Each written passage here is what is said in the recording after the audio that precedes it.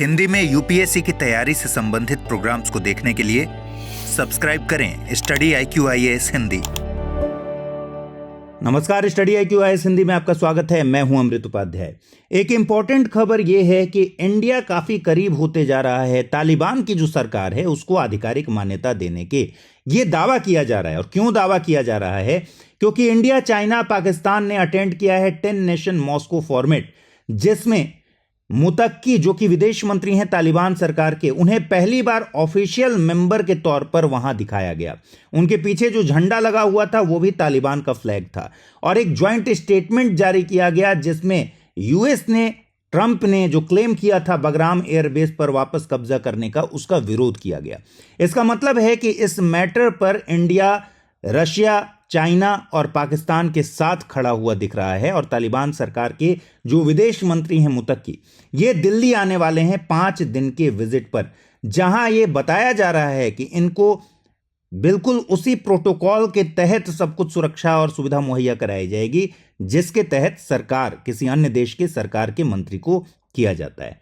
तो इसलिए ये अब अनुमान लगाया जा रहा है कि शायद इंडिया धीरे धीरे तालिबान को रिकॉग्नाइज करने के करीब पहुंचता जा रहा है। इस पूरी खबर को देखते हैं इसलिए क्योंकि ये खबर दरअसल जुड़ी हुई है भारत अमेरिका संबंधों में जो तनाव आया है। ट्रंप ने बगराम एयरबेस अफगानिस्तान को फिर से कब्जा करने की बात कही। अब भारत ने एक तरीके से इस मॉस्को फॉर्मेट में शामिल होकर और इस बात का समर्थन करके कि मुतक्की को ऑफिशियल मेंबर बनाया जाए, सीधा संकेत दिया है अमेरिका को कि इस समय वो किस ब्लॉक में खड़ा हुआ है। वो रशिया और चाइना वाले ब्लॉक में दिख रहा है। तो आइए देखते हैं इस खबर में क्या क्या इंपॉर्टेंट बातें हैं। न्यूज मैंने आपको बता दिया कि भारत सरकार तालिबान को औपचारिक रूप से मान्यता देने के और करीब पहुंच रही है, ये दावा किया जा रहा है। और ऐसा इसलिए किया गया क्योंकि अफगानिस्तान पर मॉस्को फॉर्मेट परामर्श हुआ और उसमें भारत ने हिस्सा लिया। भारत ने तालिबान, पाकिस्तान, चीन और रूस के साथ मिलकर डोनाल्ड ट्रंप के जो बगराम एयरबेस कब्जा करने की बात उन्होंने कही थी और कहा था कि नतीजा बड़ा बुरा होगा अगर हमने वहां कब्जा नहीं किया, उस प्रयास का विरोध सीधा सीधा जताया है। अब थोड़ा सा समझना होगा कि ये अफगानिस्तान पर मॉस्को फॉर्मेट परामर्श क्या है। देखिए, 2017 में इसे शुरू किया गया था और जाहिर सी बात है कि तालिबान का फर्स्ट टेन्योर जो था अफगानिस्तान में वो 1996 से 2001 तक था और सेकंड टेन्योर जो शुरू हुआ वो 2021 से शुरू हुआ, जो अब तक चल रहा है। तो 2021 से तालिबान गवर्नमेंट वहां पर आई है, जबकि ये फोरम जो शुरू किया गया ये 2017 में शुरू किया गया। इसका मतलब ये तालिबान के कब्जे से पहले ही शुरू किया गया था और अफगानिस्तान पर कई संवाद मंचों में से ये एक मंच है। कौन कौन सदस्य देश हैं? रूस, चीन, पाकिस्तान, भारत, ईरान तो हैं ही, और सेंट्रल एशिया के सारे कंट्रीज। तो 10 सदस्य इसमें आपको दिख रहे हैं। उद्देश्य क्या था? तत्कालीन काबुल सरकार और तालिबान के बीच में एक राजनीतिक सुलह कराने की कोशिश थी। यह 2017 की बात हो रही है। क्षेत्रीय सुरक्षा को सुनिश्चित करने की बात थी। अब तो वहां ऑब्वियसली तालिबान की ही सरकार है, अफगानिस्तान की पुरानी सरकार खत्म हो चुकी है।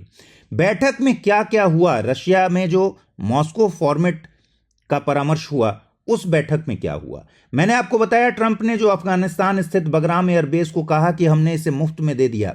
इसकी कहानी हम आगे पढ़ेंगे कि कैसे बगराम एयरबेस को लेकर क्या विवाद रहा है और जो बाइडेन गवर्नमेंट ने दरअसल बगराम एयरबेस को सरेंडर कर दिया था। हालांकि ट्रंप सरकार जब आई थी 2017 में तभी उसने अफगानिस्तान से अपनी सेना वापस बुलाने की बात कही थी, लेकिन अल्टीमेटली इसको पूरा किया गया बाइडेन गवर्नमेंट के दौरान। तो ट्रंप ने कहा कि भाई हमने तो बगराम एयरबेस मुफ्त में दे दिया, इसको वापस लेंगे, दुनिया के सबसे बड़े एयरबेस में से एक है। तो अपने पास रखने का उन्होंने दावा किया और कहा कि मुफ्त में दे दिया था। संयुक्त बयान जो जारी किया गया है मॉस्को फॉर्मेट के परामर्श में, उसमें कहा गया है कि पहली बार विदेश मंत्री अमीर खान मुत्ताकी, ये हैं जो तालिबान सरकार के विदेश मंत्री हैं, इनके नेतृत्व में अफगान प्रतिनिधि मंडल ने एक सदस्य के रूप में बैठक में हिस्सा लिया। तो ध्यान दीजिए, ये एक तरीके से संकेत है कि भाई औपचारिक रूप से मान्यता दी जा रही है। यह ध्यान रखिएगा कि अलग अलग देशों ने अभी औपचारिक रूप से मान्यता नहीं दी है, सिर्फ और सिर्फ रूस ने इसको मान्यता दी है 2021 में, बाकी किसी कंट्री ने मान्यता नहीं दी है। संयुक्त राष्ट्र ने तो प्रतिबंध ही लगा रखा है। आगे बढ़े उससे पहले आप मुझे फॉलो कर सकते हैं अमृत उपाध्याय 007 इंस्टा पर और सेम अमृत उपाध्याय 007 टेलीग्राम पर। एक बैच जो शुरू हुआ है 8 अक्टूबर से, यानी आज ही के दिन शाम में 6 बजे, इसमें आप एडमिशन ले सकते हैं। 2027 के लिए ये बैच है। हालांकि बैच 2028 के लिए भी अवेलेबल है, ध्यान में रखिएगा। इसी वीडियो के डिस्क्रिप्शन बॉक्स में जाइए, एक लिंक दिया हुआ है, वहां क्लिक कीजिए, बैच के बारे में पूरी जानकारी लीजिए और अमृत लाइव कोड यूज करके 19,999 रुपये में आप बैच में एडमिशन ले सकते हैं। ये P2I कोर्स है, यानी फाउंडेशन कोर्स है 2027 और 28 के लिए। अगर आप बैच लेने में कोई परेशानी महसूस करते हैं तो मेरे ईमेल आईडी पर अपना नाम और फ़ोन नंबर amrit@studiiq.com पर अपने नाम और अपना फ़ोन नंबर भेज दीजिएगा। हमारी टीम आपसे संपर्क करेगी और आपकी दुविधा का समाधान करेगी। अब देखते हैं बैठक में आगे क्या हुआ। 2021 में काबुल पर तालिबान के कब्जे के बाद से अफगानिस्तान में एक कार्यवाहक सरकार है और उसके प्रतिनिधि अब तक केवल पर्यवेक्षक के रूप में ही बैठक में शामिल होते थे, लेकिन इस बार मॉस्को फॉर्मेट परामर्श में सीधे सीधे इसको सदस्य के तौर पर शामिल किया गया है। पहला बड़ा डेवलपमेंट है। रूस के अलावा अब तक किसी भी देश ने तालिबान सरकार को मान्यता नहीं दी है, ये मैंने आपको बताया, लेकिन पहली बार मुताकी को एक सदस्य के रूप में इस फॉर्मेट में स्वीकार किया गया। तस्वीर जो जारी की गई बैठक के बाद, उसके बाद मुताकी अन्य राष्ट्रीय प्रतिनिधियों के साथ दिखे तस्वीर में, तो पहला संकेत यह भी है। अफगान गणराज्य के जो लाल, काले और हरे तिरंगे के बजाय तालिबान का काला सफेद झंडा देखा गया। तो लाल, काला और हरा रंग का झंडा, मिक्स्ड एक झंडा अफगान गणराज्य का था, वही संयुक्त राष्ट्र ने भी मान्यता दे रखी है उसको। लेकिन इस बैठक में तालिबान के काले सफेद झंडे को देखा गया। यह भी एक संकेत है कि तालिबान को मान्यता देने के बारे में सरकारें विचार कर रही हैं।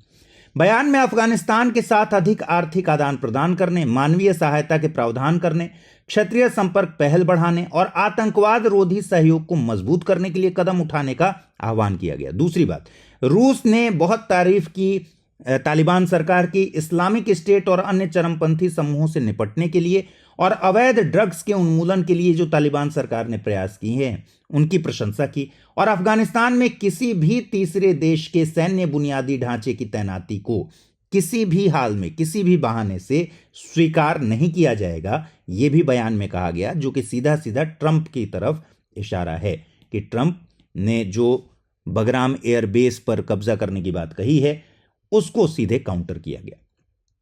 अब देखिए तालिबान की क्या स्थिति रही है। सबसे पहले मैं अगर बताऊं, 1979 में जो सोवियत संघ हुआ करता था, सोवियत संघ ने अफगानिस्तान में करीब करीब 10 वर्ष तक युद्ध लड़ा, 1989 तक। 1989 में मॉस्को ने अपनी सेना को वापस बुलाया। तो 1979 से 1989 तक तो अफगानिस्तान में सोवियत संघ रहा। फिर तालिबान ने 1996 से लेकर 2001 तक सत्ता पर कब्जा किया और बहुत ज्यादा मानवाधिकारों का उल्लंघन हुआ यहां पर। लेकिन 2001 में जब अमेरिका पर हमला हुआ और ट्विन टावर को गिराया गया, तो उस समय जॉर्ज बुश हुआ करते थे अमेरिकन राष्ट्रपति, और अफगानिस्तान ही वो जगह था जहां पर तालिबान, जहां पर अलकायदा यानी जो ओसामा बिन लादेन था वो छिपा हुआ था और वहीं से ऑपरेट कर रहा था। तो 2001 में बुश ने यहां युद्ध शुरू कर दिया और तालिबान की सेनाएं परास्त हो गई। कुछ ही हफ्तों में काबुल पर अमेरिका का कब्जा हो गया। ठीक है, हामिद करजई के नेतृत्व में यहां सरकार बनाई गई, अमेरिका द्वारा स्थापित सरकार, अमेरिका द्वारा समर्थित सरकार। तो अफगानिस्तान की जो पुरानी सरकार के बारे में बात कर रहे हैं, वो अमेरिका द्वारा स्थापित सरकार ने यहां सत्ता संभाली और बिन लादेन और उसके अलकायदा के साथी जो थे वो भागकर पाकिस्तान चले गए। फाइनली पाकिस्तान में ही अलकायदा का जो चीफ था वो मारा गया, ओसामा बिन लादेन 2011 में मारा गया। तो शुरुआती योजना तो यही थी कि बिन लादेन के अलकायदा को खत्म करना, जिसने अफगानिस्तान को संयुक्त राज्य अमेरिका पर हमले के लिए एक मंच के रूप में इस्तेमाल किया था। लेकिन यह स्थिति बढ़ते बढ़ते चली गई 2021 तक, यानी 20 साल तक अमेरिका वहां पर रहा। 2017 में जब डोनाल्ड ट्रंप व्हाइट हाउस में आए, यानी अमेरिकन प्रेसिडेंट बन के पहले टेन्योर में आए, तभी उन्होंने कहा कि अफगानिस्तान से वो अपनी सेना वापस लेना चाहते हैं और यह प्रोसेस चलता रहा। फाइनली जो बाइडेन के नेतृत्व में जो सरकार बनी उसने अंतिम तौर पर अफगानिस्तान से अपनी सेना को वापस किया। तो अगस्त 2021 में अमेरिका और नाटो सेना ये वापस हो गए और तब से तालिबान ने अफगानिस्तान पर जब से नियंत्रण किया, यानी 2021 की बात है, जब तालिबान ने अफगानिस्तान पर नियंत्रण किया तो बाइडेन ने अपनी अमेरिका की सेना और नाटो की सेना को वापस बुला लिया। और यहां अब की क्या स्थिति है, तालिबान की गवर्नमेंट है, बहुत सारी खबरें आप देखते हैं, महिलाओं की शिक्षा का विरोध है, महिलाओं के कपड़े पहनने ओढ़ने इस्लामी कानून की सख्त व्यवस्था को लागू करने की अंतर्राष्ट्रीय मान्यता की ये मांग करते हैं। ये सब बहुत सारी चुनौतियां हैं। जब तालिबान सरकार को हम कहेंगे आधिकारिक मान्यता देना है तो भारत सरकार के सामने भी बहुत बड़ी बड़ी चुनौतियां हैं। भारत सरकार की क्या भूमिका है? संयुक्त राष्ट्र सुरक्षा परिषद की प्रतिबंधित आतंकवादियों की सूची में शामिल है तालिबान की गवर्नमेंट और तालिबान गवर्नमेंट में शामिल लोग, इसलिए मुताकी को भी प्रतिबंधित सूची में शामिल रखा गया है और मुताकी को विशेष परमिशन दिया गया है भारत यात्रा के लिए संयुक्त राष्ट्र के द्वारा। अन्य तालिबान नेताओं की तरह ही उन पर अंतर्राष्ट्रीय प्रतिबंध लगे हुए हैं। कारण वही है कि तालिबान ने 2001 में अफगानिस्तान में अमेरिका और नाटो की सेनाओं के खिलाफ स्ट्रगल किया था, उनसे लोहा लिया था। 5 दिवसीय यात्रा के लिए गुरुवार को दिल्ली पहुंचेंगे मुताकी और कहा यह जा रहा है कि उन्हें विदेश मंत्री के रूप में पूरे प्रोटोकॉल का पालन कराया जाएगा। सरकार द्वारा उनकी मेजबानी की जाएगी और वार्ता के लिए विदेश मंत्री आधिकारिक तौर पर एस जयशंकर आधिकारिक स्थल हैदराबाद हाउस में उनका स्वागत करेंगे। ये सब ये संकेत है कि एक तरह से उन्हें सारे उन प्रोटोकॉल का पालन किया जाएगा जो किसी विदेशी सरकार के मंत्रियों के साथ किया जाता है। हालांकि ध्यान रखिए, भारत ने आधिकारिक तौर पर अभी भी तालिबान सरकार को मान्यता नहीं दी है।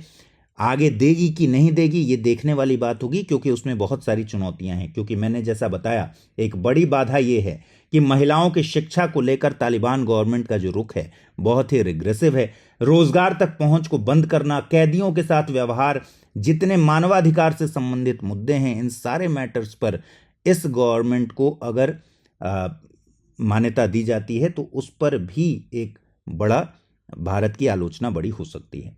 तो ये पूरी खबर थी। आइए एक डेली क्विज देखते हैं। Moscow format consultation on Pakistan की 7वीं बैठक हुई। इसमें शामिल देशों ने संयुक्त बयान में बगराम हवाई अड्डे के संबंध में क्या रुख अपनाया है? बगराम हवाई अड्डे को अमेरिका को सौंपने का समर्थन किया, अफगानिस्तान में सैन्य बुनियादी ढांचे की तैनाती को अस्वीकार्य बताया, बगराम हवाई अड्डे के उपयोग के लिए तटस्थ नीति का समर्थन किया, या फिर क्षेत्रीय देशों के साथ संयुक्त सैन्य नियंत्रण का प्रस्ताव रखा? इस सवाल का जवाब आप मुझे कमेंट सेक्शन में दीजिएगा। मुझे उम्मीद है आपको ये वीडियो जरूर फायदा पहुंचाएगा आपकी तैयारी में। इस वीडियो को लाइक करना मत भूलिएगा। नमस्कार। हिंदी में यूपीएससी की तैयारी से संबंधित प्रोग्राम्स को देखने के लिए सब्सक्राइब करें स्टडी IQ IAS हिंदी।